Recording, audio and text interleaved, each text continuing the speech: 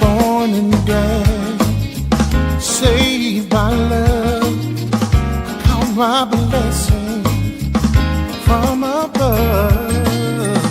Though in darkness, have no fear, light will shine on those cold and near. They know that sorrow they will pass.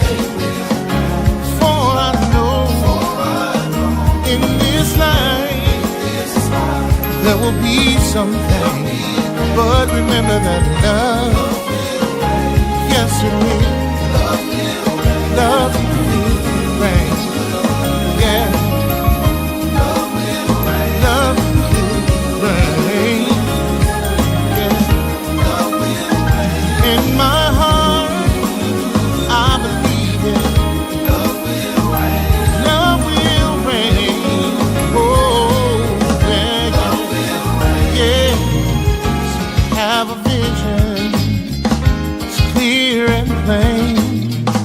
People living life, smiling again. Oh, see the children, they know no pain, far from pressure, stress and strain.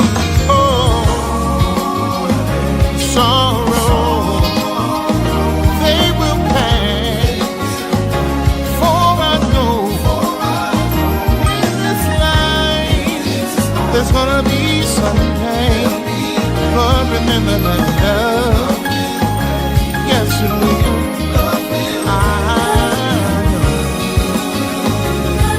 Yeah, love will reign. Try to believe it. In my heart, I truly believe the sun will shine again, and love, I can hardly wait. We'll all be together. There'll be peace, peace, sweet peace, happiness and joy.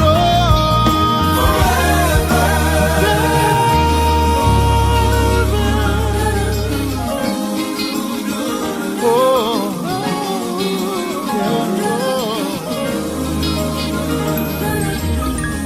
One day, someday, pain will be over and love will reign.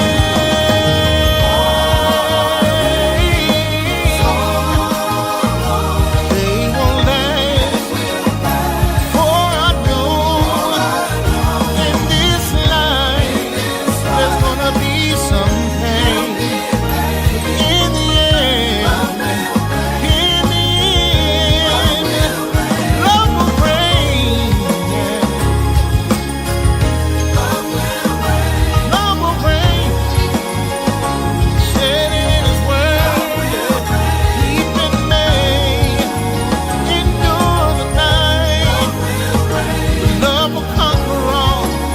Love will win the fight. So don't be discouraged. Don't be dismayed. Darkest hour that's before the hate will be crushed, fear will be gone, love will remain and go on and on. Though the road seems rough, my friend, we know how the journey ends. Oh, yeah. La, la, la, la. La, la, la. La, la, la. Oh, oh. La, la, la, la.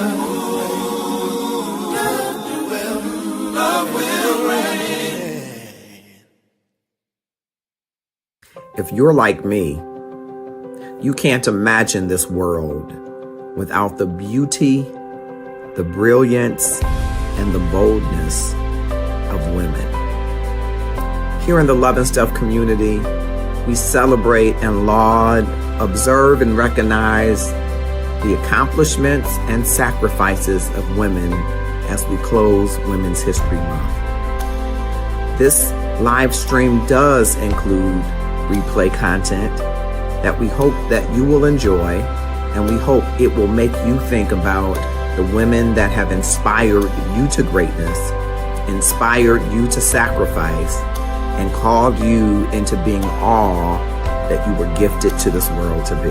Happy Women's History Month. Whoa, she ready to do this. Birthday. Okay, so just so no one has to feel the pressure of going first, me and my girls got you. Oh, yeah.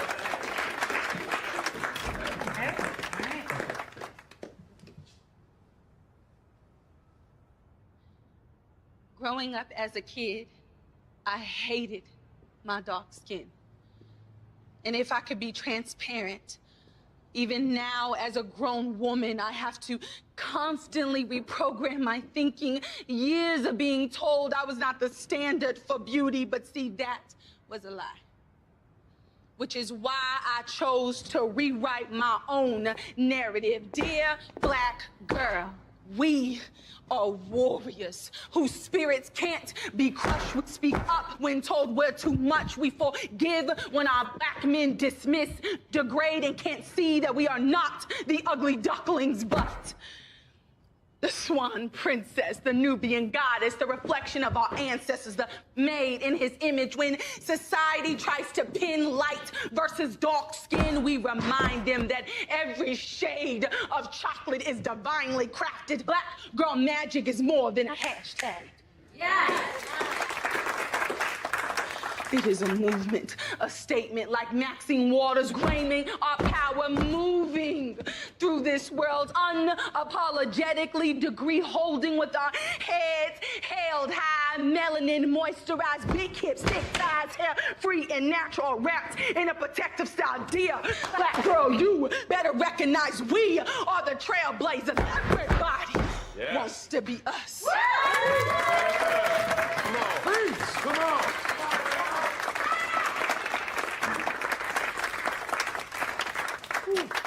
So to all my sisters, as we continue this process of loving our skin, start with this. Look at yourself in the mirror. This is me, the chocolate beauty, deserving and saying, I am queen. Dear Black girl, know that you are everything. That's what I'm talking about.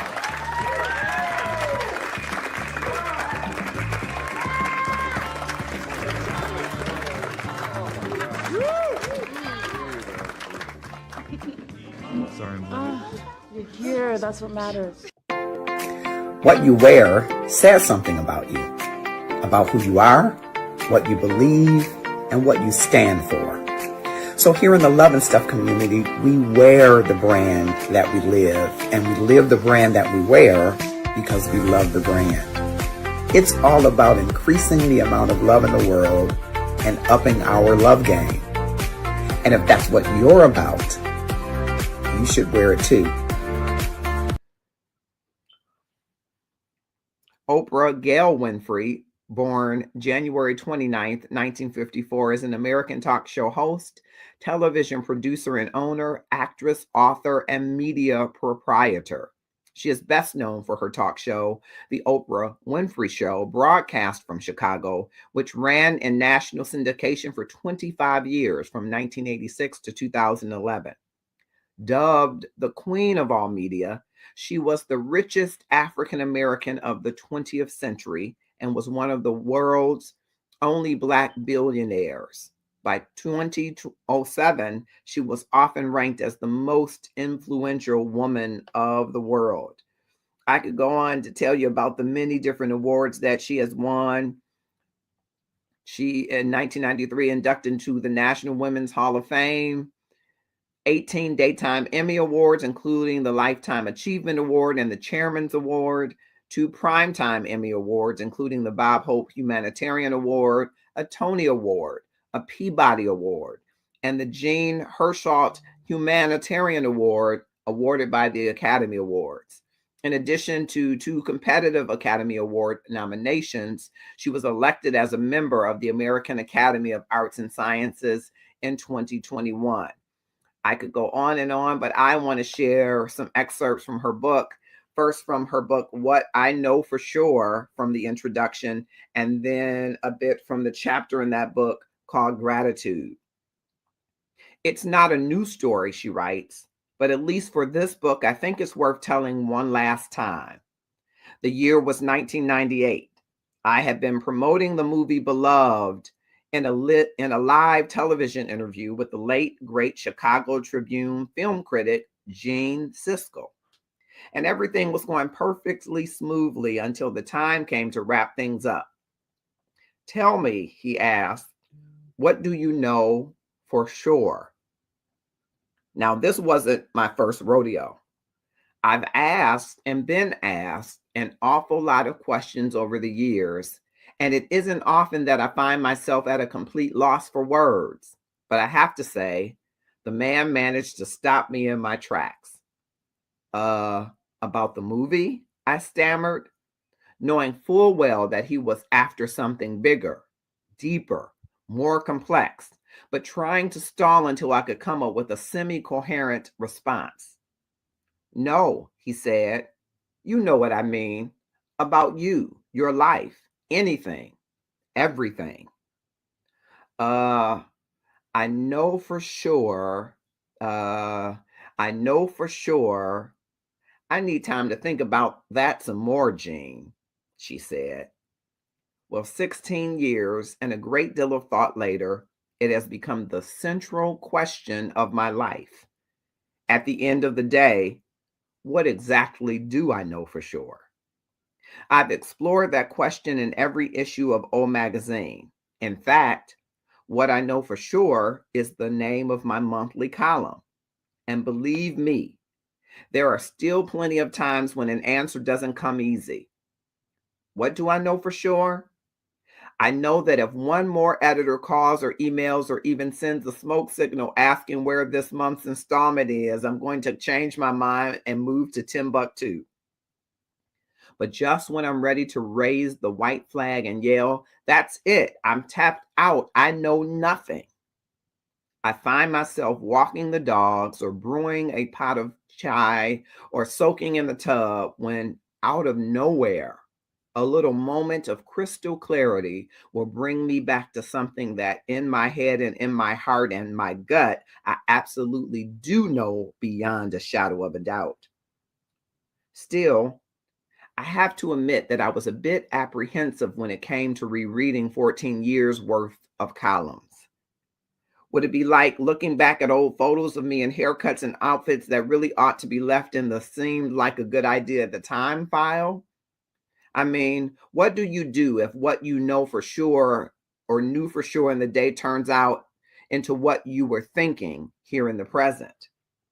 I took a red pen, a glass of Sauvignon Blanc, a deep breath, sat down, and started to read. And as I read, what I was doing and where I was in my life when I wrote these pieces came flooding back. I instantly remembered racking my brain and searching my soul, sitting up late and waking up early, all to figure out what I've come to understand about the things that matter in life. Things like joy, resilience, awe, connection, gratitude, and possibility. I'm happy to report that what I've discovered in those 14 years of columns is that when you know something, really know something, it tends to stand the test of time. Don't get me wrong.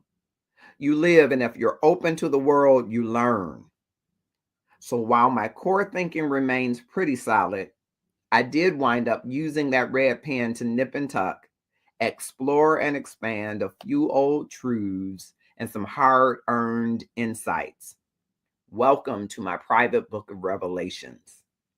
As you read all about the lessons I've struggled with, cried over, run from, circled back to, made peace with, laughed about, and at long last come to know for sure, my hope is that you'll begin to ask yourself the very same question Gene Siskel asked me all those years ago. I know that what you'll find along the way will be fantastic, because what you'll find will be yourself.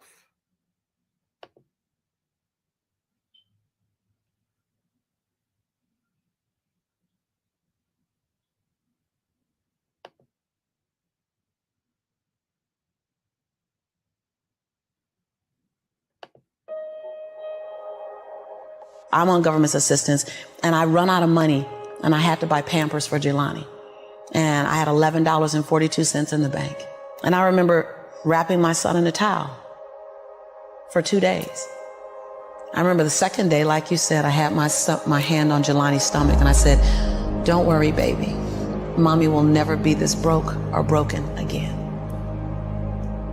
And that day, what shifted for me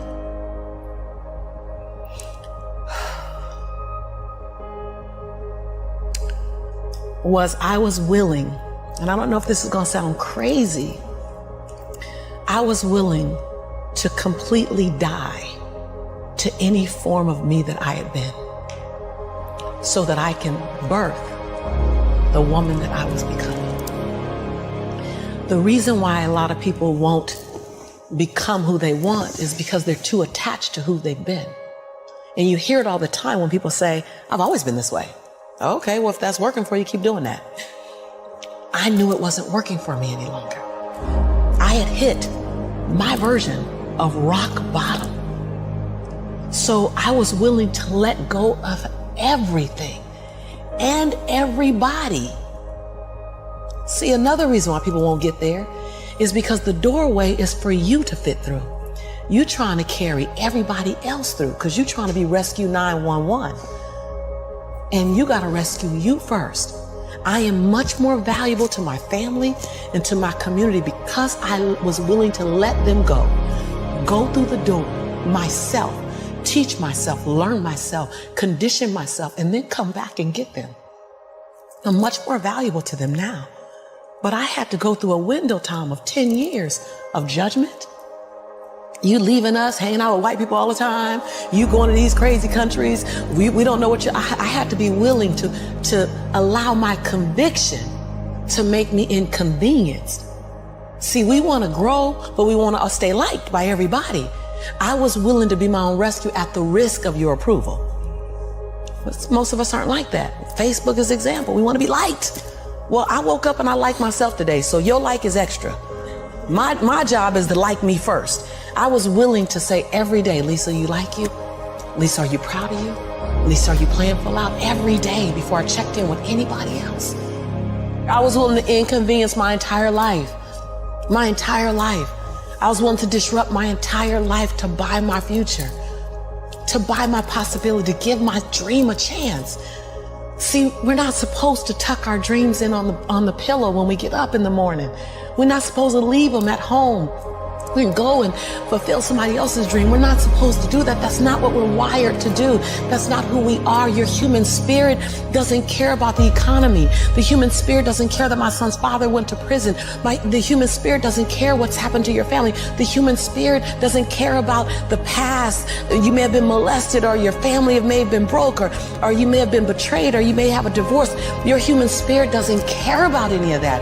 Your human spirit simply says, "What's our command for tomorrow? What do you want to create?" It's not keeping score. Your brain is keeping score because your brain is designed to keep you safe. Your soul, your intuition, your human spirit is designed to make you soar. When you get to the edge, your brain will always tell you to step back. It's always going to tell you to step back.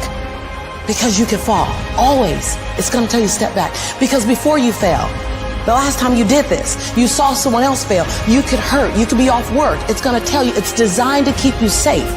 So you have to be willing to play between your brain and your soul. And on some days, you got to just listen to your soul. And you got to say, I'm going to leap. I'm going to get to the edge. Most people are at the edge, and you're standing at the edge, and you're watching everyone else fly. That's Pimp My Ride, Watch My Crib, all this stuff. You know, watching people's lives on Facebook. You're at the edge, watching someone else live, wondering what it's going to be like when you jump without ever jumping. And I'm just here to tell you, jump. Because only three things can happen. You're either going to jump and fly, or you're going to jump and fall on something soft, or you're going to fall down hard. Either way, you're going to get back up. You already know you got what it takes to get back up. Your greatest fear is not that you will fall. Your greatest fear is that you will live a full life and never fly. That you never leaped. You're not afraid of dying. You're afraid of dying before the world sees who you really are. Before they really get your fingerprint. Before they really feel your breath. Before they really get your contribution. Before they really feel you. That's what you don't want to happen. You don't want to leave this place without us knowing you were here. All I'm doing is giving my dream a chance. And I'm not extraordinary. You don't get off the hook. You don't get to be let off the hook. I'm an ordinary woman who chooses every day to make one more extraordinary decision.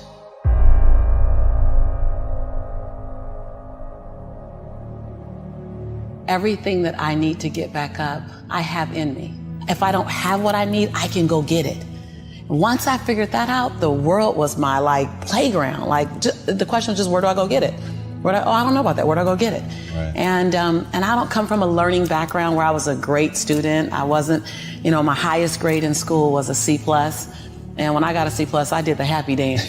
And so I didn't have a background where studying was natural for me. But when I realized that if I go study something and I learn it, I own it, it's mine now, man, it was crazy because all through school I struggled. The last time I took an English class, my English teacher told me I was the weakest writer she ever met in her entire life. Lovely. Yeah, lovely. And the same year I took a speech class, and my speech teacher, he said, quote unquote, Miss Nichols, I recommend you never speak in public, that you get a desk job. Wow. And so That's mean. Yeah, it's just, it was demotivated people, sad people, hurt people hurt, sad people make other people sad. Hurt. Bottom line, don't take it personal, hurt people hurt. See, most people want the convenience of transformation without the inconvenience required for transformation. So my grandmother says, and I love to repeat this, your conviction, what you're passionate about, your conviction and your convenience don't live on the same block. They ain't even in the same zip code. So if you want to have a conviction for something, you have to sign up to be inconvenienced. We're trying to find convictions and passion and breakthrough on the inside of our box. Well, when you realize that the box doesn't even exist, like someone made up, oh, you're playing outside the box. So we all bought into, there's a box. Well, I don't even own a box. I don't even want to get in your box. You better come out here because I ain't getting in there. And so when you start thinking like that, Tom, all of a sudden, everything is possible. So I disrupt people when I say, you want to make me extraordinary, because it lets you off the hook.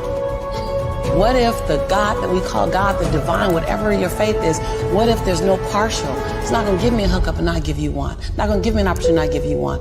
I'm just going to go after it. If I die, I'm going to die on a treadmill, like Will Smith said. I'm going to be on the treadmill running. I'm just not going to stop, because I believe all things are available to us. I'm just willing to go after them. Are you willing? And then that is so disruptive, because then you got to make a decision. Because it's easier to live inside the parameters of, well, as a black woman, well, as born and raised in South Central, well, I'm dyslexic. I wrote 7 books, I'm dyslexic. So just knowing, I'm not perfect. What I do really well is I manage my imperfection well. And so we're all waiting for perfect. It's an illusion that will never come to you, and it's an excuse to never show up and play. Your story is not meant to be your fortress. Your story is meant to be your fuel. Any story. Like the beauty of me being one of the top 1% earners in America is that I was on government's assistance. Right. That's the beauty. Come on, it wouldn't be a big deal if my family was rich. Whatever, I'm supposed to do something. The beauty is that when you show the little engine that could story, I'm not gonna run fast, but I ain't gonna stop running. I might slow down and have to breathe and catch my breath, but I'm not stopping because I believe all things are available to all of us. And good people should do well, because when good people do well, good people just do more good in the world. I'm that same girl who ran track for Dorsey High School, who struggled to get through high school, who got kicked out of college because I couldn't afford to stay. That was on government's. I'm that same girl. I'm that same girl. I don't forget her. I'm also that same woman who runs a multi-million-dollar business. I'm also the same woman who has 7 bestsellers. I own both of those. I own all of it. I don't shrink to my greatness, and I don't live in my saga and my sorrow. If you can own your brilliance while owning your imperfections, if you can own your giant while owning your smallness, if you can live in duality, constant duality, the freedom will be earth-shaking. If you can live in that, see, either you don't want to be as great as you really are, and you're trying to dim your light so that others won't feel insecure about themselves in your presence. And so you keep playing at 79 watts when you know you're supposed to shine at 159 watts. And you keep checking the temperature of the room to see what the room can handle versus just giving the room you and letting them, if your light's too bright, then let them put on some shades. Can you give yourself permission to live in the duality of your imperfections and your smallness and what you're learning and what you still have to learn and your greatness and your brilliance and your light? Can you allow them to coexist and then serve them up to the world? To love you, to see you, to inhale you, to judge you, to leave you, to love you. Some of us are just as afraid of being loved as we are to be left. If you go where you've never gone, do what you've never done, and say what you've never said, you'll become the woman and the man you've always known yourself to be.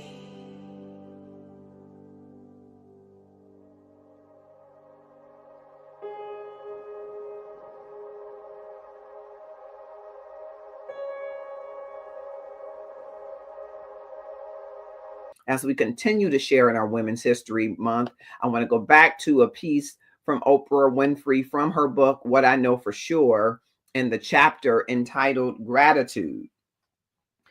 And Meister Eckhart says, she lists as a quote there, gratitude, if the only prayer you ever say in your entire life is thank you, it will be enough.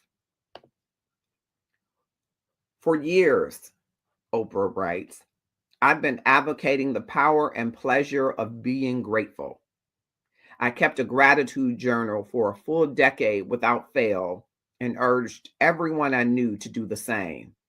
Then life got busy. My schedule overwhelmed me. I still open my journal some nights, but my ritual of writing down 5 things I was grateful for every day started slipping away. Here's what I was grateful for on October 12, 1996. A run around Florida's Fisher Island with a slight breeze that kept me cool. Eating cold melon on a bench in the sun. A long and hilarious chat with Gail about her blind date with Mr. Potato Head. Sorbet in a cone, so sweet that I licked my finger. Maya Angelou calling to read me a new poem. A few years ago, when I came across that journal entry, I wonder why I no longer felt the joy of simple moments. Since 1996, I had accumulated more wealth, more responsibility, more possessions. Everything, it seemed, had grown exponentially, except my happiness. How had I, with all my options and opportunities, become one of those people who never had time to feel delight? I was stretched in so many directions, I wasn't feeling much of anything. Too busy doing. But the truth is, I was busy in 1996 too. I just made gratitude a daily priority.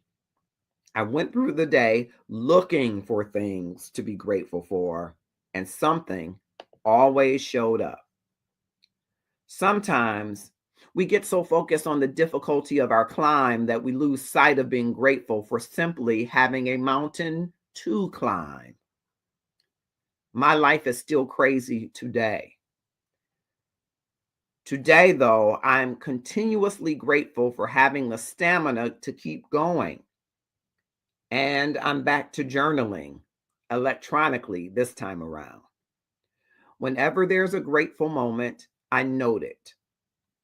I know for sure that appreciating whatever shows up for you in life changes your whole world. You radiate and generate more goodness for yourself when you're aware of all you have and not focusing on your have-nots. I know for sure if you make time for a little gratitude every day, you'll be amazed. You'll be amazed by the results. Say thank you. Many years ago, these words from Maya Angelou turned my life around. I was on the phone with her, sitting in my bathroom with the door closed and the toilet lid down, weeping so uncontrollably that I was incoherent. Stop it, Maya chided. Stop it right now and say thank you. But you don't understand, I sobbed. To this day, I can't remember what it was that had me so far gone, which only proves the point Maya was trying to make. I do understand, she told me. I want to hear you say it now, out loud. Thank you. Tentatively, I repeated it. Thank you. And then snuffled more. But what am I saying thank you for? You're saying thank you, Maya said, because your faith is so strong that you don't doubt that whatever the problem, you'll get through it. You're saying thank you because you know that even in the eye of the storm, God has put a rainbow in the clouds. You're saying thank you because you know there's no problem created that can compare to the creator of all things. Say thank you. So I did and still do. Being grateful all the time isn't easy. But it's when you feel least thankful that you are most in need of what gratitude can give you: perspective. Gratitude can transform any situation. It alters your vibration, moving from you negative energy to positive. It's the quickest, easiest, most powerful way to affect change in your life. This I know for sure. Here's the gift of gratitude. In order to feel it, your ego has to take a back seat. What shows up in its place is greater compassion and understanding. Instead of being frustrated, you choose appreciation. And the more grateful you become, the more you have to be grateful for. Maya Angelou was right. She was so right. Whatever you're going through, you will do just that. Go through it. It will pass. So say thank you now, because you know the rainbow is coming. And that's an excerpt that I wanted to share with you from Oprah's book, What I Know for Sure, as we celebrate her as one of the women whose stories are being told and who points to others like Dr. Maya Angelou, who helped to shape her perspective around the story. And of course, that has a special place in my heart because I'm all about the gratefulness journey every day. And I truly believe, exactly as Oprah said, that gratefulness is a quick, easy way to transform your life by transforming your perspective and transforming the energy that you take responsible for living, sitting, breathing, walking, flourishing in. Kudos to her as a shero among sheroes, and kudos to all of the women that we continue to celebrate. As we continue this celebration, I want to just remind you that the gratefulness journey every day is available. And here's another woman who might share a little bit of her story around it as well. Marcus, I want to congratulate you on Love and Stuff. I really want you to know that staying grateful and understanding the power of what it is to be operating out of a space of abundance and gratitude is the most important part of every journey of every day. So Marcus June, congratulations on this book. It's on Amazon now. That makes me so proud of you and your family and me and my family, and every single person around us gets it. So good on you for bringing it into the hands and the laps and the Kindles of all the people. Okay, so we're gonna check it out. Can't wait to learn more.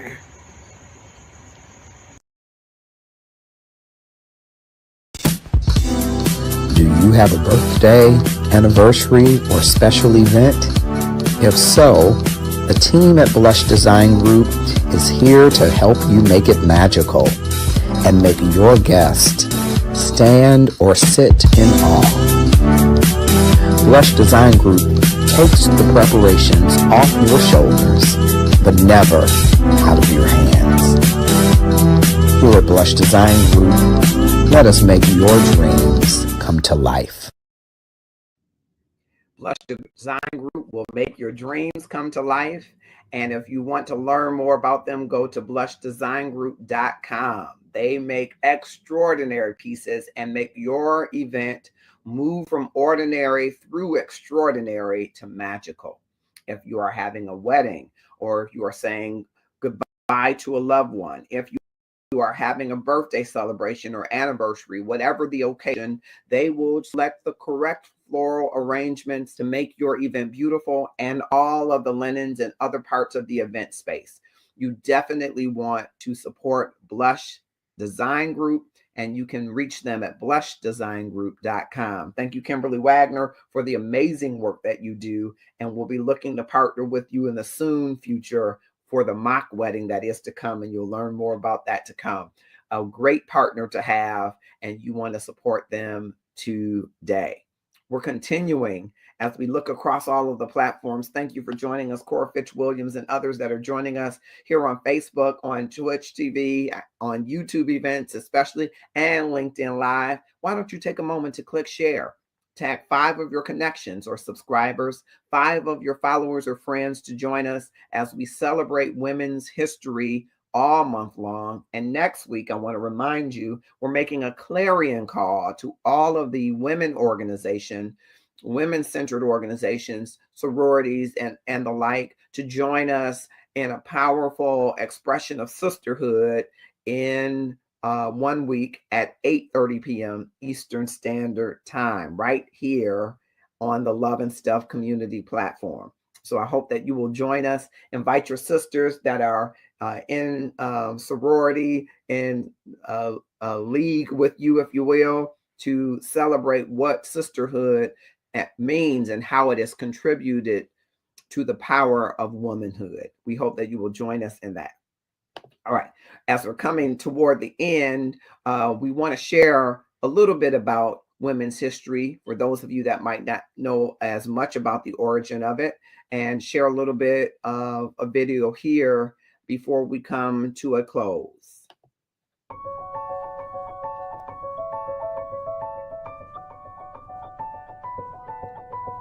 In the 1970s, women's history was not much more than a vague idea. Then came the great feminist marches in New York, Washington, D.C., and other cities, marking the 50th anniversary of women winning the vote, and dramatic actions like women burning their bras in Atlantic City during the Miss America pageants. There were also some scattered reports of women in labor reform, like Rosie the Riveter, and a splashy Time magazine cover. But even strong books from academia drew little notice. Only flashes, but certainly flint, for what needed to happen. Women's history and a sustained awareness of the importance of women's contributions in all areas of American life, including schools, workplaces, and government offices. Well, my conversion experience to women's history came when I was a young social studies teacher trying to survive in the classroom, my second year of teaching, knowing that teachers need to know everything, especially social studies teachers. And it's a Friday, making my class particularly relevant on Friday. A young man raised his hand in the back of the classroom and said, "And what is the women's movement?"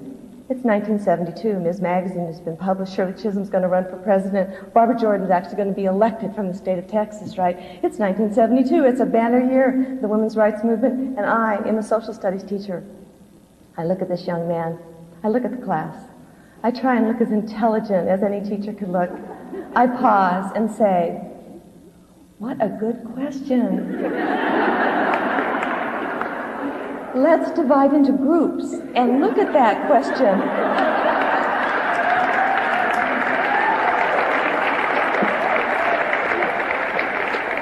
From the perspective of the church and religion, what is the women's movement?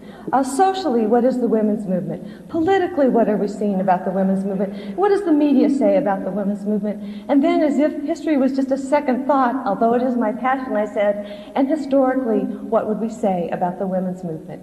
Okay, I had them in groups, they were doing their questions, I was saved for the moment. It had never occurred to me to ask that question. It had never occurred to me to ask, what had women done in history? I went home that night to my history textbooks, one textbook, one chapter on freedom's ferment, all of it outlined in yellow, clearly demonstrating that I got an A on that test on the women of Seneca Falls. But did anybody help me remember that that was my mother's story? Did anybody help me remember that because of those women I was teaching that day, I had no connection to women's history other than these were facts in a book. And so I went back to my classroom and I told those young people the truth. I said, you know, what a question, what an important question. Because unless we ask these questions, how do we change the way we see the world and most importantly, ourselves, our mothers, our foremothers? And so the rest of the semester and for many semesters after that, every time we introduced a chapter in American history, we would say, and how did this relate to women? Or how did this relate to people of different cultural groups? Because each time we asked those questions, we expanded ourselves. So I would really like to thank that student all these years later and all the students of the world who are brave enough to ask those questions. In a 1978 history class in Santa Rosa, teacher Alice Wexler remembered, Molly McGregor took a routine class assignment, making a slideshow on the history of women in the USA, and brought these slideshows and presentations into classrooms. This was the beginning of what would transform into a brilliant 40-year grassroots project that educated and inspired thousands of girls and young women across the country and beyond. This energy and transformation started with a small group of women in Sonoma County, California, who felt the need to know about women's history themselves. This desire to know was the origin of the National Women's History Project, co-founded by Mary Ruthsdottir, Betty Morgan, Maria Cuevas, Paula Hammett, and Molly Murphy McGregor. The women began by mounting a parade and securing local proclamations. Early on, they rolled out what would be a blueprint for a national program, a mission to build and sustain awareness of multicultural women's history. It began with a day, International Women's Day, March 8, 1978. With lobbying and backing from educators and women's groups, President Carter was persuaded to declare National Women's History Week in 1980. In 1987, after further work by the project and its allies, March was recognized as National Women's History Month, which is celebrated nationally every year. I want to go into this interview with another phenomenal woman, Jennifer Jones Austin, whose story and now book is something that I think everyone should read. It chronicles her pathway through advocacy and activism, and also a very personal and tragic part of her story that she shares so poignantly. So I am pleased to share excerpts from this interview with her, and I am so excited that she sat down to have this interview with me. I hope that you will enjoy it, and I'll be back shortly. We are live. Good morning, good afternoon, good evening, wherever you may be around the world. It is a warm, sunny day here in Northwest Detroit. And so to all of you across all platforms, let us know where you are and what the temperature is like there. And welcome to Friday's edition of HR Passions. Passion Fridays. As I have promised since we begun this about 7 weeks ago, I promised to bring you extraordinary, exceptional humans living in the center of their passion. And this week, we have certainly not failed in accomplishing that. I think you will be grateful to have tuned in to meet our guest this morning, afternoon, or evening, depending on where you are. And let me tell you a little bit about our guest, but I will start saying this, that I made her acquaintance in person one time. And from that time until now, her riveting story has been in my heart. There are many things about her story that stand out and I think will resonate with you. But one of them, and I don't want to give away the best part of it in my mind, but if you trust God, trust the process. And I have not forgotten that from that moment until now. She is a fourth generation leader of faith and social justice. She is a child and family advocate. She is a thought leader. She is a public speaker and nonprofit chief executive officer. Jennifer Jones Austin Esquire fights for equity. As the CEO of the Federation of Protestant Welfare Agencies, she leads poverty fighting, policy, and advocacy efforts to strengthen and empower the disenfranchised and marginalized communities. She is a sought-after public speaker who appears regularly on television and radio and at community events, faith gatherings, and professional convenings. She guest hosts the nationally syndicated radio program Keeping It Real with Reverend Al Sharpton and the cable program Brooklyn Savvy. And she was born and raised in New York City. There's a long list of things that I want to share, so many things about her background, her work, her passion to help children especially. And as a part of that, prior to going to FPWA, she served as Senior Vice President of United Way for New York City, Family Services Coordinator for Mayor Bloomberg, Deputy Commissioner for the New York City Administration for Children's Services, Civil Rights Deputy Bureau Chief for Attorney General Elliot Spitzer, and Vice President for Learn Now Edison Schools. And I could go on and on and on, and probably will as we go more into our talk with her, but I want to just welcome Jennifer Jones Austin. Thank you so much. I know you're a busy, busy, busy person, and I appreciate your taking time to join us and share with us from what I consider, like I said, I had the pleasure to meet you once when you were the guest speaker at Greater Christ here in Detroit. And from that time until now, your book and your story has resonated with me and just, I think, awakened me to some degree about getting about the business of living in the center of your passion and trusting the process along the way. And so I am so excited and honored to have you here. Thank you so much for being here. Well, I have only God to thank for gifting me this moment, for you seeing what I believe He's put in me, and then responding to that. And so I thank God for that. And of course, I thank you, but I thank Him first and foremost for giving you vision, for you making this moment possible, and you not, as we say, considering it robbery to lift up somebody else seeking to do God's work. The sun's shining here. I'm in New York City. I'm in Brooklyn, and the sun is shining here, but it shines brighter in my heart for this moment. It really does. I am beyond honored. I'm just stoked because I hope that people will see your passion and hear your story, and that they will find, as I did, parts of it that resonate with them to say, I should make sure I'm living in the center of my passion, being about living well and being about trusting the process, whatever that process is for me. And I know, reading your book, and everyone should get your book. We'll make sure that they know how to get it.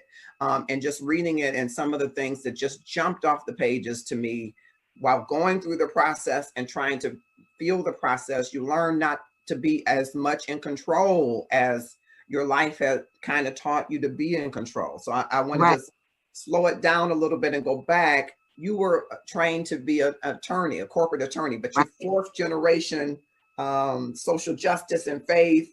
How did that inform your journey about making the switch from corporate attorney goals to doing the work that you're doing now? So tell us a little bit about the background of your social justice roots. Absolutely, absolutely. So my father, grandfather, and great-grandfather were all faith leaders in the Baptist denomination of Protestantism, and they were also social justice leaders, leading marches, leading rallies, leading demonstrations, advocating for services and equity in pay, equity in job opportunity. My grandfather was roommates with Martin Luther King Sr.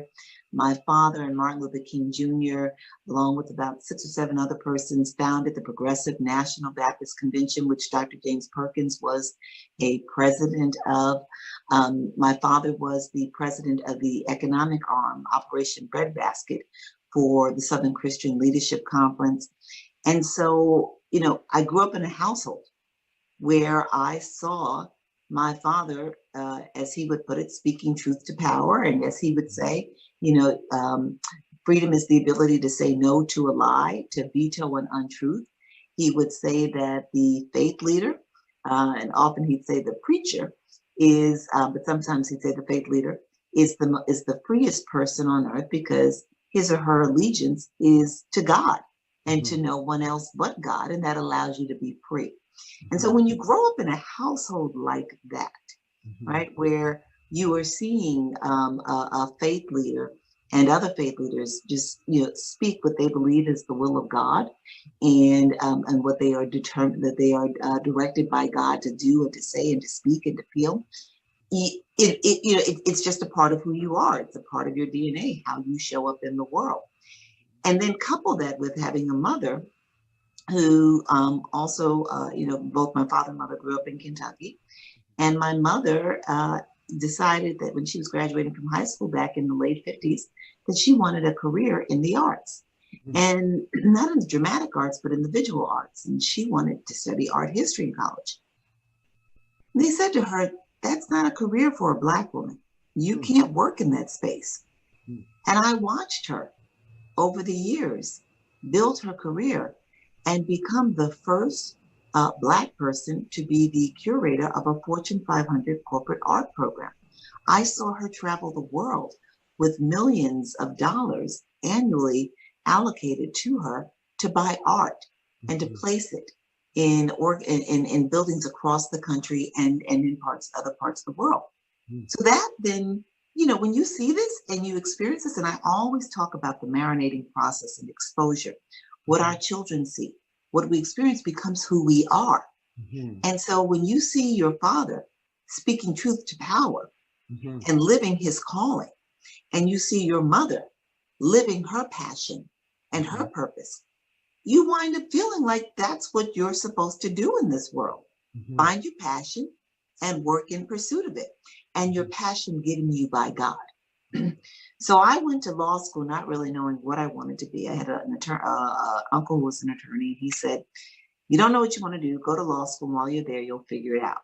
And he went on and said, and if you don't, that's okay, because people think lawyers can do anything short of practicing medicine. And I was a chemistry major, so he thought, well, if you wanted to be a doctor, then you'd go to med school. So clearly you don't. So I go to law school, and I happen upon an article about a young man who experienced significant abuse and neglect at the hands of his father. And all of a sudden, my world opened up to appreciating the challenges that many young children experience at the hands of the people who are supposed to be there to love them. And I knew about abuse and neglect. I mean, who doesn't, right? But I did not know in this particular case, the young man had suffered so much trauma, he acted out in a violent way. And I began to appreciate how minds can be traumatized, how your life can be so negatively affected and impacted. And all I wanted to do was to, learn as much as I could about these children and their experiences. And one day I realized God was speaking to me. And he said, I don't need you over there in corporate law. He said, I need you working on behalf of my vulnerable children.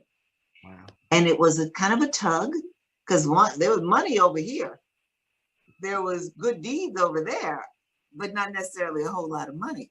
Right. But when the Lord speaks to you and he speaks clearly, and he says your steps are ordered, you have to continually pray that you are in a place to see and receive his words, his guidance, his direction. And I just thank God that I was in that place and space where I could see him and hear him speaking clearly to me saying, I need you to work on behalf of my vulnerable children. And so that's been now, goodness, I guess we're going into my 27th year of this work. And I can say that God has blessed me over and over and over.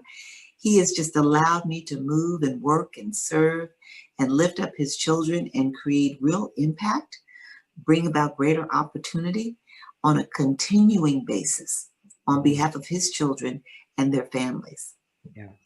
And any specific story or lesson that stands out with you in your work with children that you would want to share either early on or as you progress through these 27 years? Two things. One, I went into this work believing that I was there to help children and lift up vulnerable children. And I looked to persons like Marian Wright Edelman, founder of the Children's Defense Fund, a force of nature, African-American woman, Spelman graduate who went on to found her own, nonprofit policy organization, lifting up the concerns and needs of children. So, she became a role model and a distant mentor. I worked for her at one point. I looked at people like Hillary Clinton, who used her law degree, like Marian Wright Edelman, who used hers to work on behalf of vulnerable children. And so that was the space I was moving in. And I guess maybe about 4 or 5 years into it, I realized that I could not be concerned only about children, that you can't save and make a difference in children's lives by focusing exclusively on them and also focusing on them after the trauma has presented. So I worked in child welfare, children being removed from their homes and placed in foster care. And I began to appreciate that we were kind of putting a Band-Aid on the problem, but we weren't solving it. And if we weren't working with their families, who at times were not being the best to them, but it doesn't mean that they weren't good people, just meant that they were challenged too. And I realized that I needed to lean in and work and do more with vulnerable children and their families. So that was a big aha moment. And then that's what took me to stepping out of the space and looking at the issues and the needs that present, for persons who often traumatize, like not everybody who lives in poverty abuses their children, but the stress of poverty can contribute to child abuse and neglect, looking at the experiences of persons who have been victims of domestic violence and how that can play into, not being the best parent possible. And so I began expanding my understanding and working with other vulnerable communities, appreciating that you got to take care of everybody. So that was one aha moment. And then I'll quickly share that about 3 years ago, I had another big aha moment. After being in this field for more than 20 years, feeling like I was making impact at the local level, at the state level, at the national level, doing really good work, I was asked to join the New York City Board of Correction, which is the board oversight for our jails. And my first thought was, I don't know anything about the jails in terms of management and oversight and what we should be doing about this or that. Do I know people who've been incarcerated? Yes. Have I had family experiences? Yes, right? Do I look at it from afar and realize we got a problem concerning mass incarceration of Black people and brown? Yes. But do I know how to manage a jail? No. So I was like, I'm not doing that. I'm not contributing to the problem. And then the nudge kept coming and I realized I had to do it. What I didn't know in that moment, but I quickly learned, was that God was helping to open my eyes, getting me in the jails. I grew to understand that we often think about incarceration as the end of the road, when systems have broken down, when children who've grown up, in challenging circumstances and become involved with one system after the next, ultimately, whether it be foster care or, it's not every kid, but let's say it's foster care or homelessness, mental health or whatever, very often they find themselves behind bars. I began to appreciate that what God was helping me to see was that incarceration is not always the end of the road. It can be the beginning of the road for some people. If a parent is incarcerated, a child now is parentless, right? And that child's life now changes dramatically. If an individual is incarcerated and they have partners, right, or a partner, excuse me, that person now may have the burden of caring for the family and may not have the resources. And what I realized was God was saying, I need you to lean in here because there's a big part of this puzzle that you don't know enough about.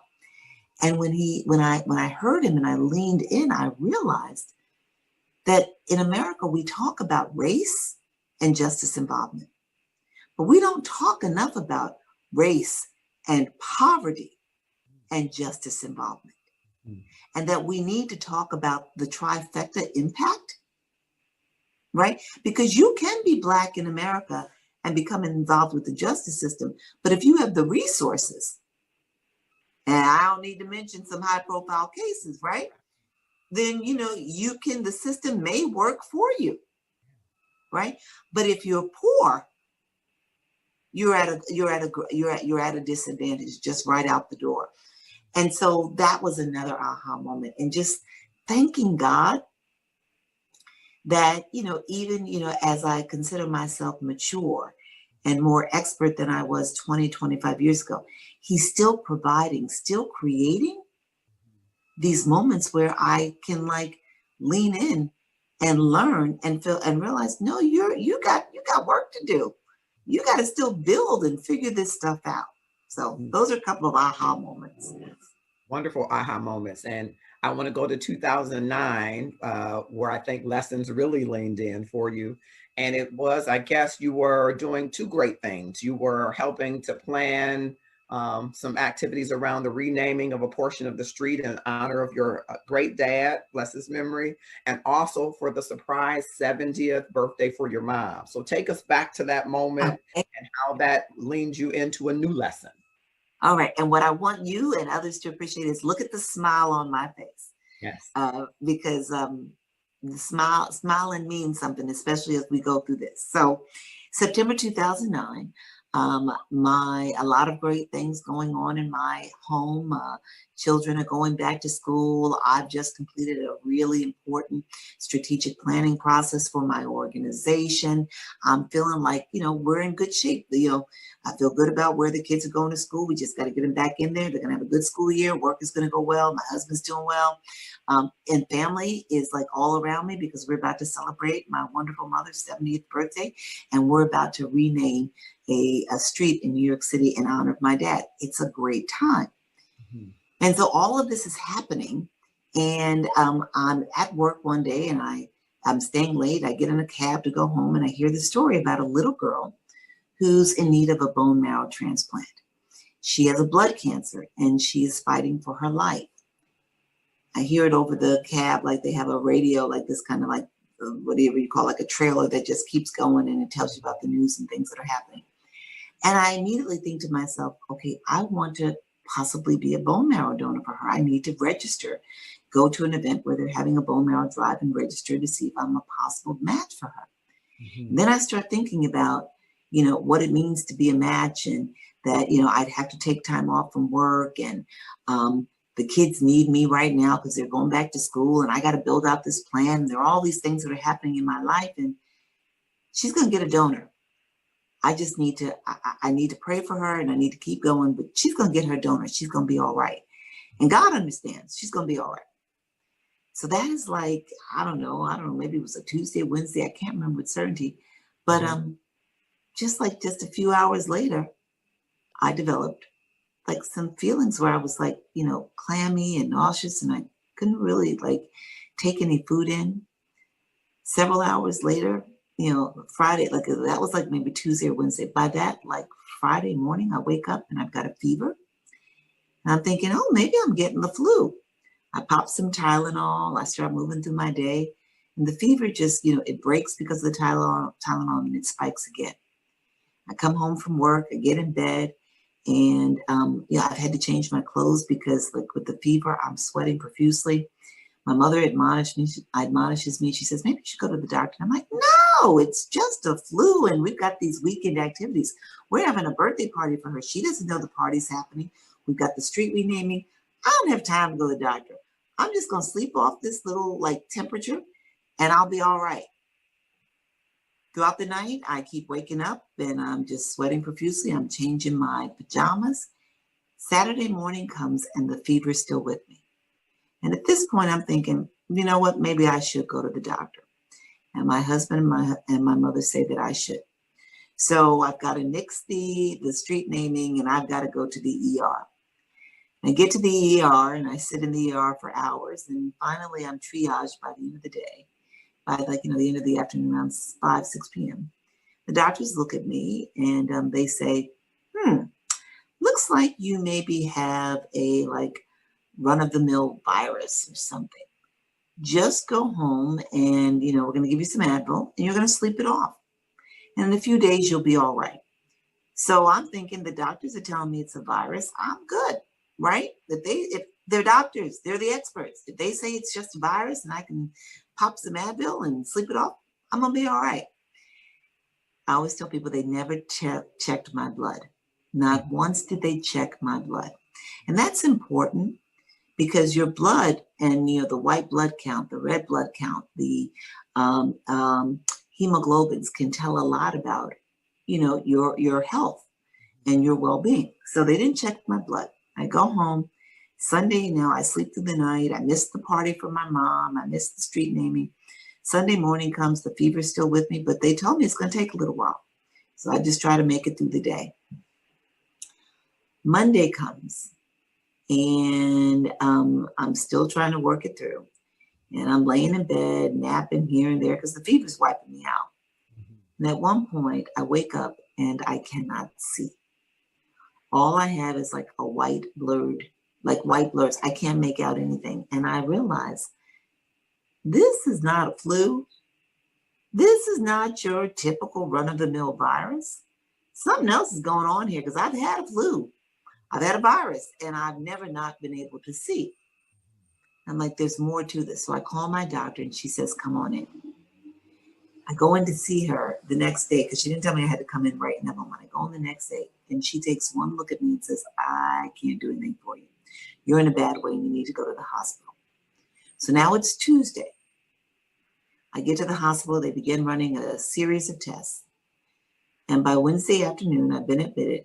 And the doctors come to my bedside and they say to my husband and me in no uncertain terms, they just look at us and say, you have leukemia. And so it takes me a second or two to process what that is. They're telling me I have cancer. And I'm like, whoa, wait a minute.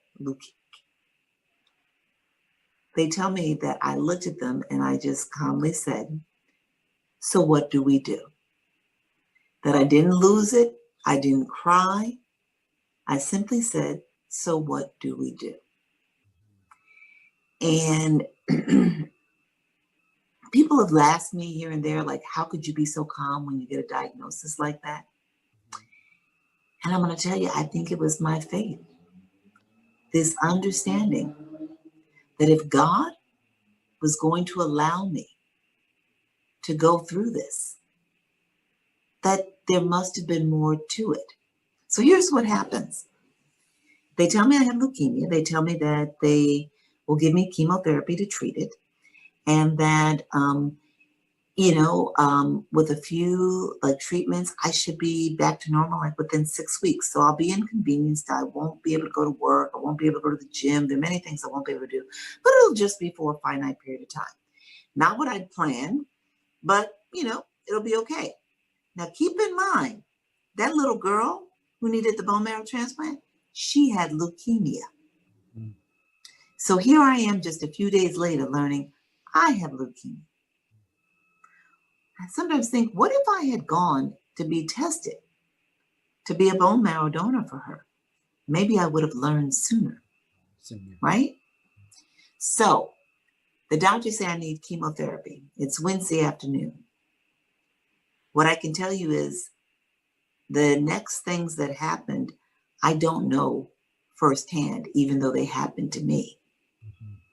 Because the cancer, leukemia, a blood cancer, began moving through my body. It entered my lungs, and my lungs essentially shut down. I couldn't breathe on my own.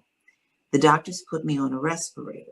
They intubated me, and that's a form of, as we're now learning with ventilators and what have you. They put me on, they intubated me to help me, assist me with breathing. And they also put me in a coma. And they told my husband that because of the pace, the way the cancer was moving and taking over my body and shutting down my lungs, they said I was going to die. Consider It Pure Joy is a book that has been authored by Jennifer Jones Austin, and I am sharing with you an excerpt from an interview that I had with Jennifer Jones Austin as we celebrate International Women's Day. She is an author, advocate, and activist who fights tirelessly for underprivileged children, especially, and their families, and those that are impacted by incarceration of their family members as well. And so we wanted to celebrate her along with the opening celebration.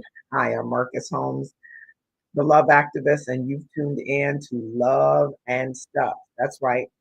76% of the women, of the members of our community are women. And so we would be remiss if we didn't take time to celebrate women's history. And the history of women have been varied, not just the suffragist movement, which is an important part of the women's history, but in this theme this year for Women's History of providing, healing, and promoting hope, I want you to think about a woman that reminds you of someone who provided healing to your family or community or who promoted hope.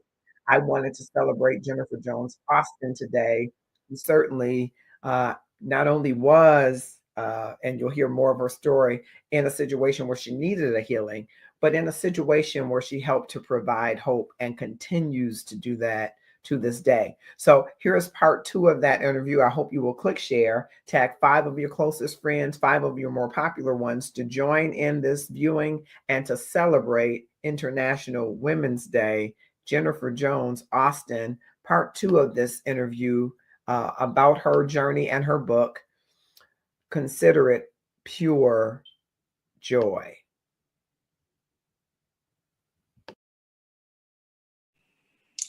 And they told my husband that I was going to die that weekend. So keep this in mind.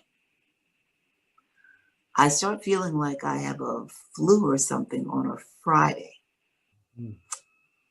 And by that Wednesday, I learned that the next Wednesday I have leukemia.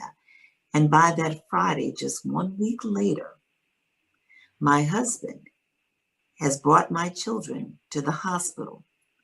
They are 7 and 12 at the time, to stand in front of a plexiglass window and look at their mother laying in a bed of ice, trying to keep the fever down, with tubes, one big tube down my throat to keep me breathing, and then other tubes stitched to my neck and my throat, giving me IV fluids and also giving me chemo. The doctors believed that I was going to die. They were certain I was going to die. But I thank God that they had the wherewithal to realize that sometimes you don't have all the answers. And sometimes there are other people that God wants you to reach out to and connect with. So they reached out to a leukemia specialist, the leading leukemia specialist in New York City. And they told her about my case. And she said, well, you know what? Why don't you give her some chemo? May not work, but at least we'll learn something. So here's what they did. They gave me the chemo and they prayed with my family. Wow. And I always think about that line, you know, in the Bible, faith without works is dead. Mm-hmm. And they understood that. Mm-hmm. So they prayed with my family and they administered the chemo. And I survived that bout with leukemia. I came out of a coma 10 days later. And when I came out, I learned what had happened. I didn't know I was asleep the whole time. And one of the things I'm told is that as my sister is trying to tell me everything and I'm trying to take it all in, she points to all the people who've come to the hospital and have, like, had a vigil praying for me while in the hospital, how they flooded the hospital waiting rooms. They bought blankets for people to spend the night. They had people who were bringing food round the clock to keep people who were there fed, not just Doritos and M&Ms, but like fried chicken and barbecue chicken and collards. Like, they were doing it up. And so she's telling me all this, and I say to her, this isn't about me. And she says to me, yes, it is. They've come for you. And I say, no, this is bigger than me. And so I'm going to take it back to when they first told me I had leukemia. Somehow I knew, because of God, that if he was allowing me to suffer, there was a reason, a purpose bigger than me. And what we found out, is it okay if I keep going, Marcus? Please. What I found out was I had a leukemia with a broken chromosome. And because of that broken chromosome, my blood and bone marrow system were permanently damaged. I needed a bone marrow transplant, like the little girl. I needed a bone marrow transplant to help me survive the disease long term, because my blood and bone marrow system were now ineffective. They were deficient. And the doctor said that the cancer had been killed by the chemo, but that it would likely return because of the bad bone marrow and blood system. And if I didn't get a new blood and bone marrow system, then ultimately the chemo was going to stop working. We all hear about that. The chemo treatments work, but for so long, and then they're ineffective because your body develops, like they become like, it kind of like says, oh, this is what you give me again. I'm gonna meet that, and I'm gonna knock it out. So I needed this bone marrow transplant. And the doctor said, okay, it shouldn't be a problem. You've got 3 full-blooded siblings, same mom, same dad. You need what they call similar genetic typing. And so you should have it because you got the same mom and the same dad. My siblings were immediately tested, and when the results came back, they found out that they matched each other, but they didn't have similar genetic typing to me. Wow. And it was like, how can that be? We got the same mama, the same daddy. Y'all match each other, but I don't match? God had a plan. God was working something here. So we learned that there is a bone marrow bank, a registry, and that there are more than 8 million people in that registry who at some point in their lives learned of a need for someone. Maybe it was a family member, a friend. Maybe it was just a stranger. They were on a college campus. They were in a work building and a drive was being had. Maybe they'd come out for the little girl who was struggling. But people who'd come forward at another time, 8 million people in the registry who wanted to be bone marrow donors for somebody in need. So the doctors say, we're going to comb this registry, and surely there's going to be a match in there for you. They go to work. They comb the registry. And what happens? Not one donor, not one match in that registry for me. And I want to double back just a second and just say hello to everybody that are on our various platforms. We're talking to Jennifer Jones Austin. And I want to go back a little bit. I think I'm going back. I'm not sure of the chronological, so you'll help me out with this. But in your book, you talk a little bit about Dr. Robo's. And I wanted one of the thing, I think maybe I said the name right. I'm not sure. But Robo's, right. Robo's, at a part in the book, she's saying your consolidation treatment will begin in November. So this is after that initial first scare. And then you're going to need a donor, but they wanted to give you this consolidation treatment, right? Right. And you had a ton of questions that you wanted to ask her, because you're a person that would, be in right. a lot of questions. And then this part jumped out at me. I had more questions, you write, and consider it pure joy, which everybody should pick up today. I had more questions, but she interrupted me. Here's how this will work best. Just as I shouldn't hire you as my lawyer and then walk into a courtroom and tell you how to handle my case, you have to let me manage your illness. I am your age and have a son and daughter the same ages as your children. We have to find you a donor so you can raise your children. We will find you a donor. And without further questions or thought, I surrendered my case to her. I never consulted another book, website, or friend on treatment or my chances. Always the one to try to manage and plan every aspect of my and my family's lives. I let it all go. I put my trust in her. I put my trust in God. I released that aspect of my journey. How difficult was that? Because I think people need to understand that it's tough when you are used to being in control and managing. And when you described the planning for your parents' weekend, if you will, how you had, kind of did everything to the detail because that's who you were. And everybody knew that's who you were. You were the person that planned, the person in control, the person moving schedules and do all of this. And now you have to surrender that to someone who's saying, okay, now you're going to have to let me handle what I do, and you have to handle your part about getting better to raise children. How difficult was that to do? So could I just share with you, you have moved me to tears. You have raised a section in the book that people often don't go to. But what you discerned in reading it was that was a pivotal moment, right? And people don't often see that as a pivotal, significant moment. But for the very reasons that you mentioned, it was. And in this particular, and in this now, right, as we're going through COVID and as we're struggling as a nation, and we're feeling like there's so much control that we have, right? We can't come and go as freely as we once did. And now we're confronting all of these other issues with, politics and race matters.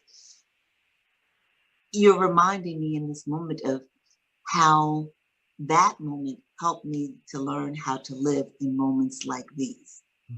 How in that moment, I learned to release in a way that I never had. And like having to put my faith and lean on my faith in God, but then also appreciate that God had given me somebody who wanted to hold this for me. And I had to trust. It was almost kind of like, those exercises where they have you fall backward and you got to trust that somebody's going to catch you. I had to trust. And what I had to realize was, I'm so glad that you raised this, Marcus. What I had to realize was the more I held on to it, the greater stress I was causing myself. And when you allow stress in your life mentally, it affects you physically.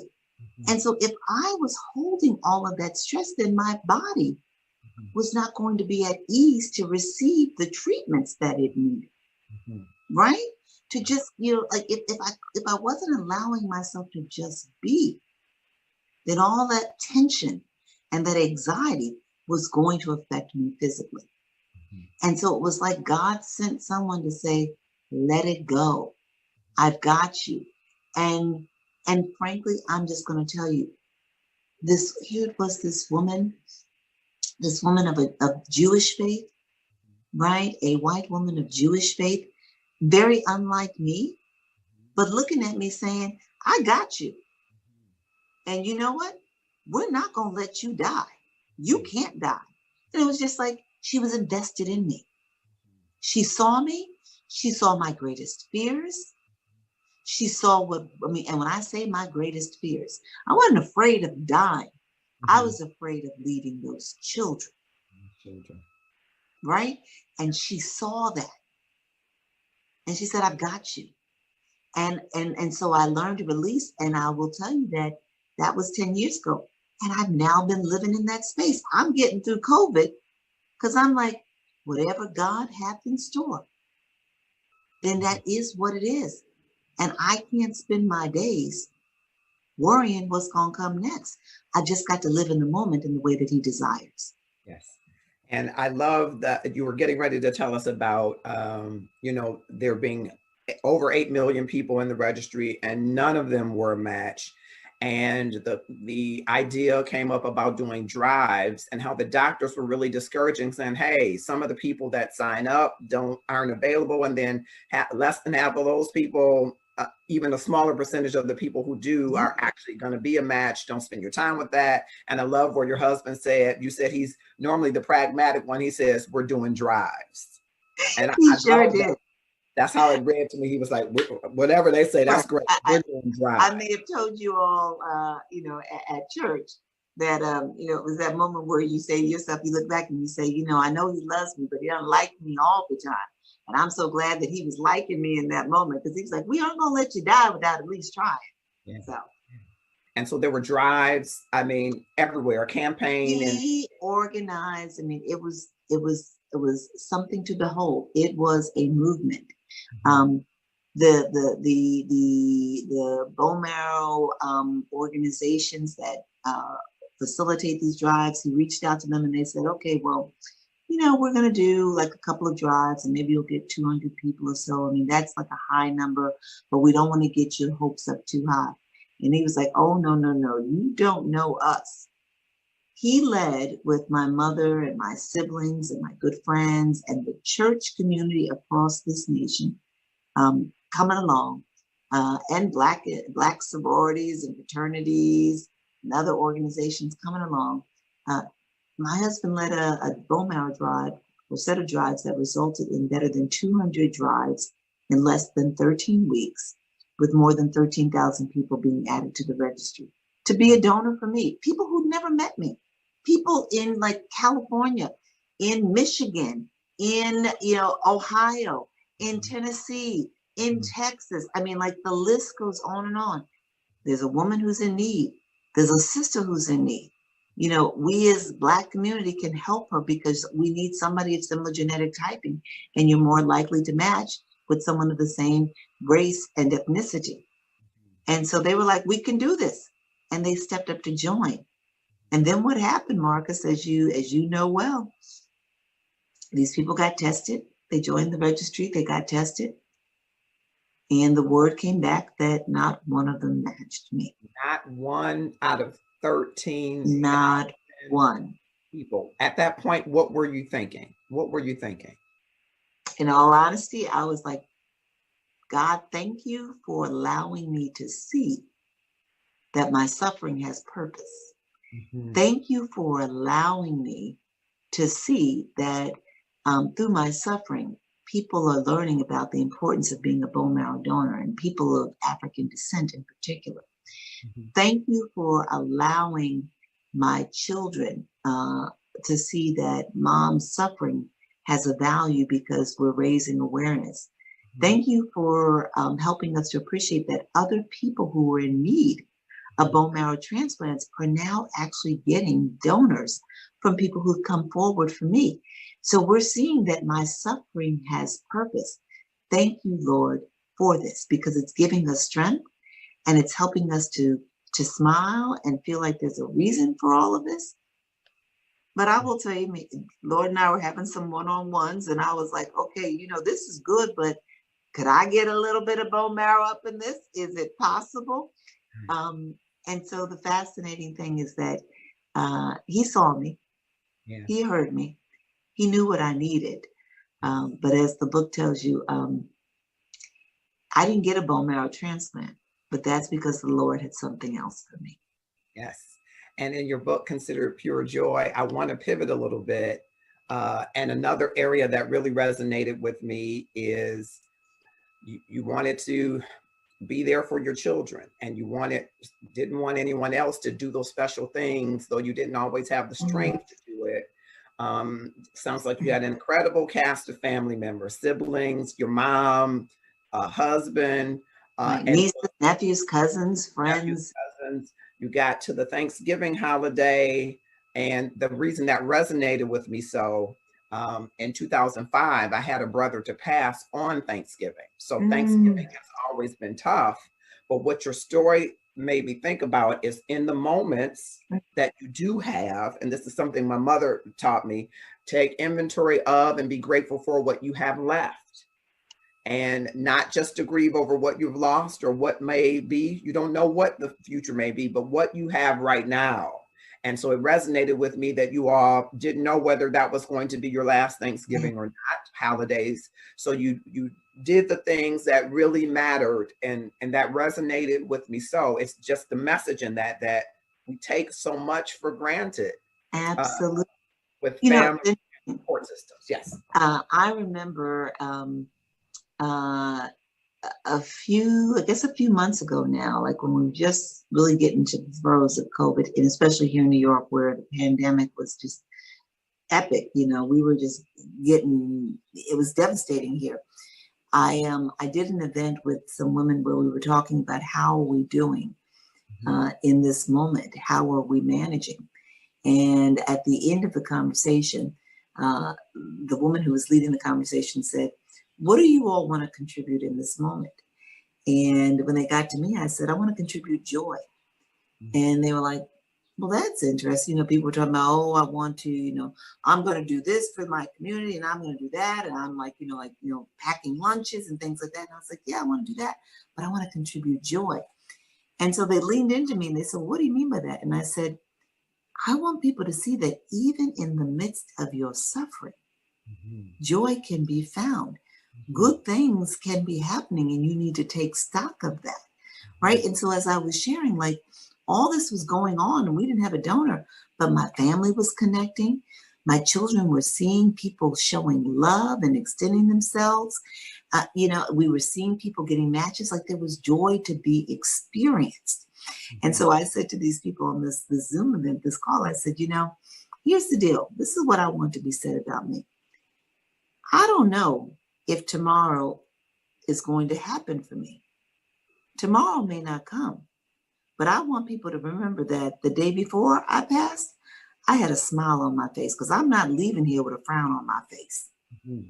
And that's how we have to be in the midst of strife, in the midst of stress. Find the joy. Find the joy in the midst of strife and stress. That was Jennifer Jones Austin in part 2 of an interview I sat down with her. She is an author, activist, and advocate out of New York, fighting daily for underprivileged children, fighting daily for their families, for families that are impacted by incarceration and poverty and justice. And she stands on the side of families. So we celebrate Jennifer Jones Austin this International Women's Day and during Women's History Month here inside of Love and Stuff. We know that 76% of the Love and Stuff community are women, and the 24 that are men are connected to women in some ways. And so it resonates with us deeply, this theme for this year, providing healing, promoting health. And so we're going to share part 3 of Jennifer Jones Austin's story. And I have dropped in the comments the link to her book, Consider It Pure Joy. And you should have this book on your shelf because you need to be able to consider it pure joy, regardless to what you are experiencing. Here we have a very successful attorney who's crafted for herself a career in service to families and to children, who is facing the fight of her life, and it threatens to take her from her family and children. Listen to the final part of this interview, and I'll be back shortly after that. Jennifer Jones Austin, Consider It Pure Joy, part 3. Yes. And as a part of your regimen through many of you went through an incredible journey in and out of hospitals and different things that happened. You talked once about, reading the Bible in the morning and getting up and stretching and walking and putting in music, listening to Dwayne Woods and Marvin Sapp, Donnie McClurkin. And you write in your book, "As I walked and listened, my spirit soared. I sensed victory." Yes. I felt like I was somehow both in and yet beyond my situation. Like the cancer was a part of my life journey, but not my entire journey. I felt like I was going through something, a big something, but that something was not how my life would be defined. I felt like there was so much more to me, and the cancer just added another dimension. I love you. I'm like, that was it. That sense of, because, when people get the cancer diagnosis, they feel like that's the life sentence. And I didn't know if I was going to live or die. But what I realized was God was helping me to appreciate, even if this is the final chapter, it's all about how you live this chapter, right? And so we're going to remember, even if it's your final, they're not going to remember that you went out like, woe is me. They're going to remember you went out just praising God and feeling blessed at every turn despite your circumstances. Yeah. Even because of yours. I'm sorry, I didn't mean to cut you off. No. Talk to me. Yeah, because you write in another point, when my time comes, and I guess you had started to journal or write. You were writing letters to your children. You were writing letters, and you realized, hey, I've been writing letters to my children in the event that I don't get through this, but I need to write some to my husband. And you were just writing letters and writing. And another of the things that jumped out to my heart, it says, when my time comes, I hope somebody will say she sought to fulfill his purpose and to love and be loved. Her life was full of love, and it ended when his purpose for her was fulfilled. She thanked God for her journey, every part of it. I just love that. Loved it, loved it, loved it. This is a great book. I'm telling you, if you're watching now, you want to definitely get Jennifer Jones Austin's book. It tells the important part of her journey, and it will resonate with yours about trusting God and trusting the process. It's called Consider It Pure Joy. There was one more that I wanted to read, and then I want to double back to your work, and which I think it blew my mind. That's the riveting part. How you? Well, I'm just going to quickly tell you, you blew my mind when I was at Greater Christ, and I saw you leading the music ministry, and just beautiful ministry and music, and just I actually have some footage from that day, and it's not of me, it's of you leading the choir. I remember so well. Oh, bless you. Tremendous. I'm trying to. It was something that you told Channing. I had it marked. I can't find it right now. It was about the goldfish. It was about the goldfish. I think I just found it. Thank you so much. On Saturday, November 14th, the day before I was to go into the hospital for my first consolidation treatment, everyone in the house woke up to Channing's frantic cry. He was hysterical. His pet goldfish had died, and he was distraught. He asked why the goldfish died. He wondered what he had done wrong. And can you share with us what you told him? So he was 7. Here we were in a situation where I'd survived the first bout with cancer. The cancer had gone into remission because of the chemo, but the doctors, as we talked about, said that if I didn't get a bone marrow transplant, then the chemo would stop working at a certain point and would likely bring about my death. And so because these kids knew that I was told that I would likely die, and they were brought into the hospital to say goodbye to me, even though I survived that first go round and I've been able to come out of the hospital after being there for about 5.5, 6 weeks, there was still this sense of, we're not out of the woods and we don't know what's going to happen. And I was really anxious about how they'd manage that. And like I said a few minutes ago, I just thought, I've got a 12-year-old and a 7-year-old.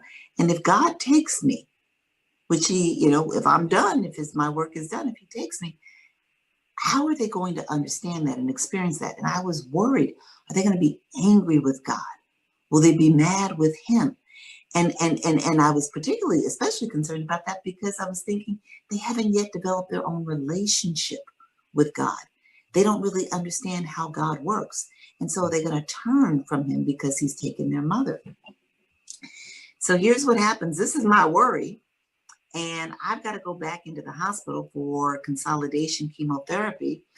And the day before I've got to go back in, we wake up and Channing is like hysterical because the goldfish has died. So I go into his bedroom and I get down on the floor with him. And I say to him words that I am certain that God gave to me for that moment. I said, because they came out of nowhere, I said, I believe God gives us life to fulfill his purposes. And when we fulfilled them, he calls us home, not a second before or not a moment after. When we've done all that God intends for us to do, our work is done and he calls us home. And I went on to say to him, because we were doing these donor drives and he saw what was going on, I said to him, it's not that you fed the goldfish too much. And it's not that you didn't feed it enough. It's not that you changed its water too much or you didn't change it enough. I wanted him to understand that it was nothing that he did or did not do. Because I wanted him to understand that if mommy died, it wasn't that we didn't do enough donor drives or that we didn't do or we did too many drives. When it's your turn, when you've done all that you are supposed to do, you fulfilled your purposes and God called you home. So I told him this story.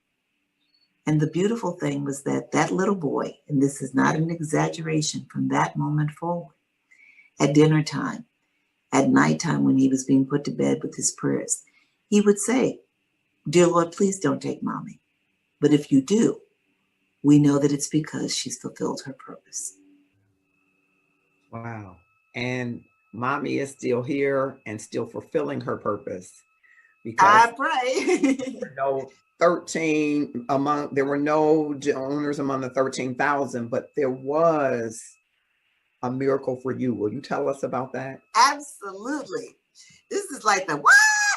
So I shared with you all that God spoke to me when I was in law school. Didn't like just happen, like wound up in law school, not knowing what I wanted to do or to be. And he said, "I want you to work on behalf of my children, my vulnerable children, the children who need somebody on the ground advocating for them, being a support for them."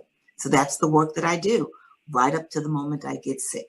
It's the work that I'm now blessed to do after being sick. But I'm doing this work and I get sick. We learn that I have leukemia. I need a bone marrow transplant. I need someone to give me their good blood and bone marrow to cure me of this disease. Siblings are, tested, they don't match. 8 million people in the registry and they don't match. 13,000 people brought to the registry and still they don't match. And why? Because God had something just for me, just for me, just for me. The doctors told me in January, 4 months after I come down with leukemia, that they'd identified cord blood. Cord blood. Cord blood is the cord blood that is extracted from the umbilical cord blood of babies when they're born. And cord blood has life-saving purposes and treatment possibilities. Cord blood can generate new blood and bone marrow systems. So they tell me they've identified cord blood. And I am transplant. And I learned that the cord blood came from babies, 2 babies born in New York City public hospitals. Now, here in New York City and around the country, most often the babies that are born in public hospitals are born to people who don't have the resources and the means. They don't have private insurance. 2 little boys, and are you ready? African-American baby boys. As I tell people all the time, the children in this nation who are marginalized, ostracized, dejected, rejected, the ones who are carrying the burden from slavery forward 400 years later, Black boys. And it was as though God said, "I want you to work on behalf of my vulnerable children. And when the time comes, you're working to save my children. But when the time comes for someone to save you, I'm not sending your siblings. I'm not sending 8 million people in that registry. No, I'm not bringing those 13,000 adults. I'm sending the baby boys, the children, to help save you." Wow. And sometimes people say to me, it's just like God did when he sent his son Jesus and the blood. Wow. Wow. So I tell people all the time, you don't know how God's working in your life. You don't know what he's doing and when he's doing it and why he's doing it. But all you need to do is trust him. Mm-hmm. Trust him. Mm-hmm. And trust this process, this thing called life, and the ups and downs that you experience, the highs, the lows, the mountains and the valleys, because there's something in it, every little bit of it. There's something that is building, something that is preparing you for when that next challenge comes. My journey with cancer prepared me for COVID. It allows me to move through this moment and understand God's in control. He's got this process. Mm-hmm. All I have to do is trust him. Mm-hmm. and I'm gonna be all right. I love it. That was the part that blew my mind. The very purpose and call that God had called you to, he used to be a miracle for you. That's why I say the story is riveting. It has not left me from that day. And it makes me say, trust God. And if you do, trust the process. Right. Go ahead. Mark, know that he didn't just do it for me. He's doing it every day for each and every one of us. Right? I'm not alone. And even if things didn't turn out as we planned, some good still came of it. Mm-hmm. Right? I look at my children right now and how they move through the world. And I know it's because of what we endured as a family. Trust them. Yeah. I was going to ask you that. How has your family changed, grown, the relationships deepened going through this? And I'm sure you just said it, but that time prepared you all, I'm sure, for COVID now. You have already gone. You know, I've got an 18-year-old boy. And things of that nature. You've already seen all of that. Right. I've got an 18-year-old boy, and he graduated from high school and is going to college, and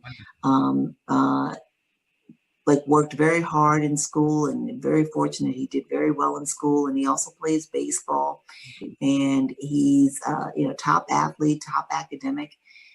He was being recruited for the MLB. Wow. And COVID came and shut all that down. But this boy has not been deterred. He just keeps pressing. And I realize it's because he saw that, when the storms hit, don't give in to them. Ride them, right? And show who's in command. My daddy used to preach, everybody goes through storms. You're either in one, coming out of one, or about to go through one.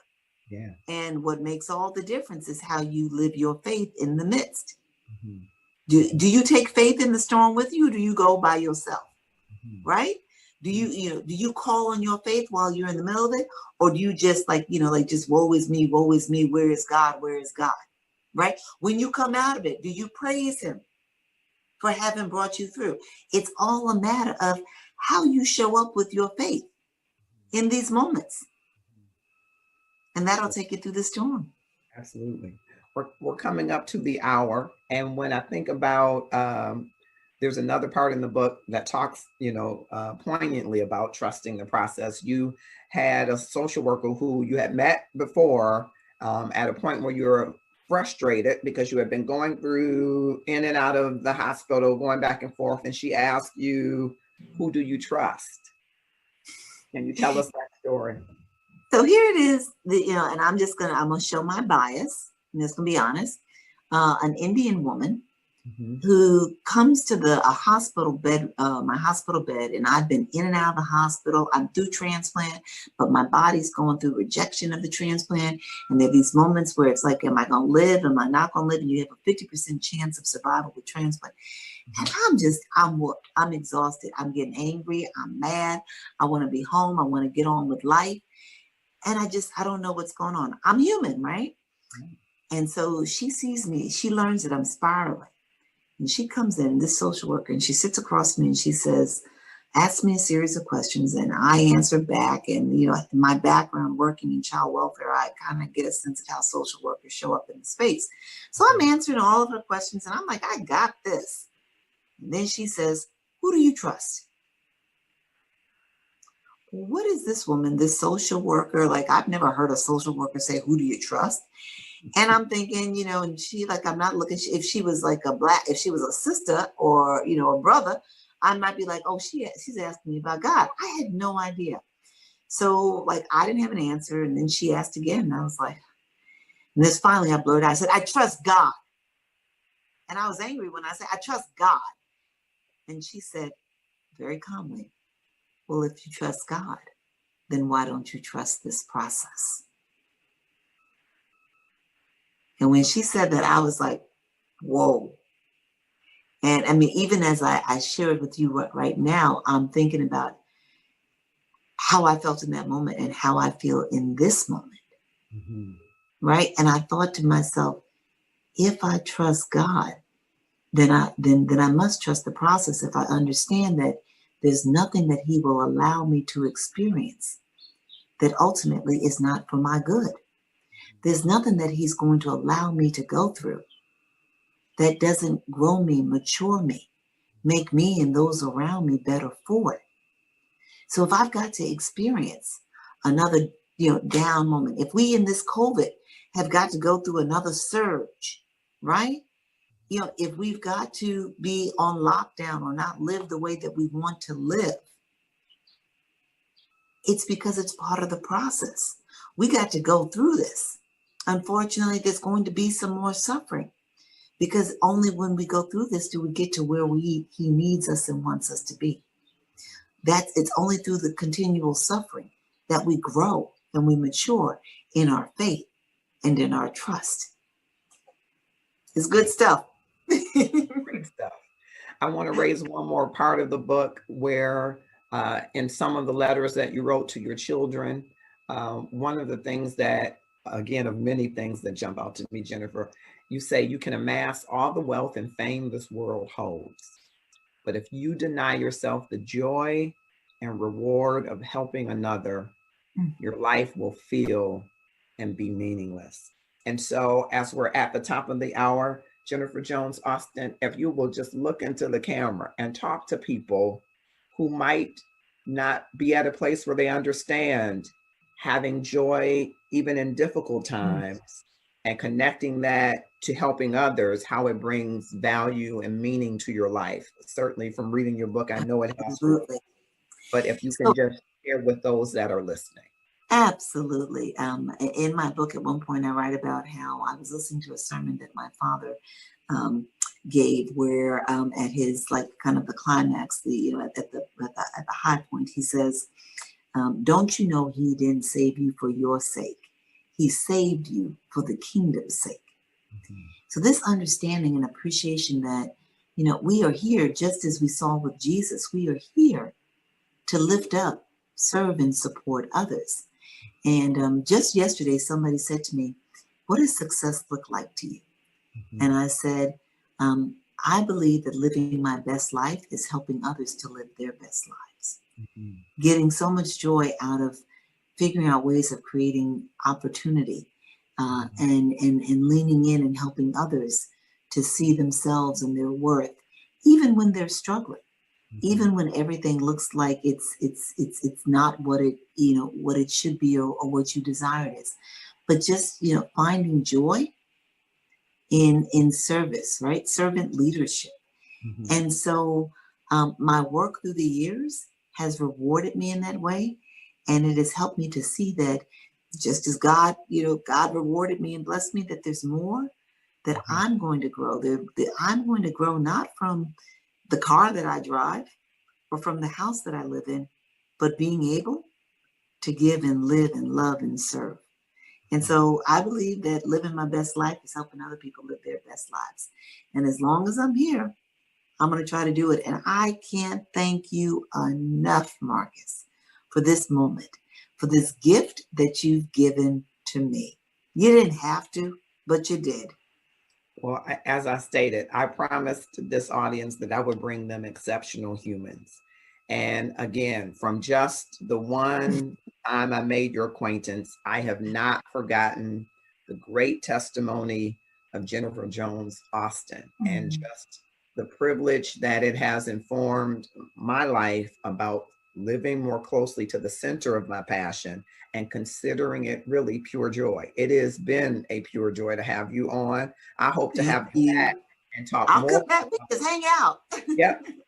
And talk more about your work, which I mean, all of the influential work that you're doing with children. And I just, there are so many young people that I just would point to you to say, because even one of my nieces is aspiring to go to law school. And she's like, which area will I go in? I want to make a difference. People Send them my way. Yeah, people need to see people making a difference so that you're awakened that we're all called. We're all called to it. And when the storms of life happen, we still got to trust the process, that those are somehow part of the providence that brings us to progress and purpose. And so You are such a fitting and shining example of that. I'm so grateful that you were able to To work. God be all the glory. All the glory, honor, and praise. Thank you so much, Jennifer Jones Austin. The book. I know I got it on Amazon. You can get it on Amazon. You can get it on Amazon. Okay, is that the preferred way? Yep, it's the easiest way. Thank you. Yeah, and we can follow you on social media. Yep. You can follow me. I'm at Pure Joy for Twitter. I don't tweet as much. I'm on Instagram, Jennifer Jones Austin, and Facebook, Jennifer Jones Austin.